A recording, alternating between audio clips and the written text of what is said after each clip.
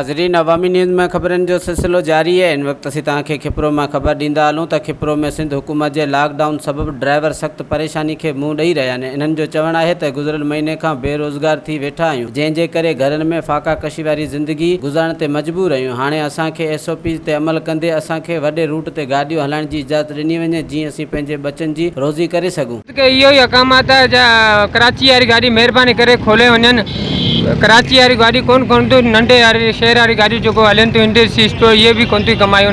असां यकीन कंदा स्टाफ जो ख़र्चु कोन थो निकिरे, स्टार्टरनि जो भत्तो कोन थो निकिरे, बकाए में हलूं था। 3 महीने पहिरीं असां वेठा आहियूं बुख में, हाणे अञा बुख मरूं था। महिरबानी मुराद अली छा कजे चे वॾे रूट वारी गाॾियूं खुलनि कराची वारियूं, जो असांजी बि रोज़ी खुले। आवाम बि 2-2 हज़ार भाड़ो कराची कारनि में वञनि पियो, आवाम बि वीचारो सूरनि में आहे। डेली चवनि पिया उस्ताद कॾहिं हलनि पियूं कराची वारियूं गाॾियूं, कॾहिं हलनि पियूं।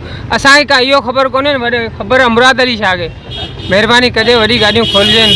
ट्रांसपोर्ट जो हलंदी, ग़रीब जो बि पहियो हलंदो, ट्रांसपोर्ट बंदि हूंदो, ग़रीब बि वीचारो भाड़ा भरे भरे थकी ईंदो। ऐं को किथे निकिरी कोन सघे, लोकल गाॾियूं हलनि थियूं, हुन में केॾांहुं वेंदो माण्हू।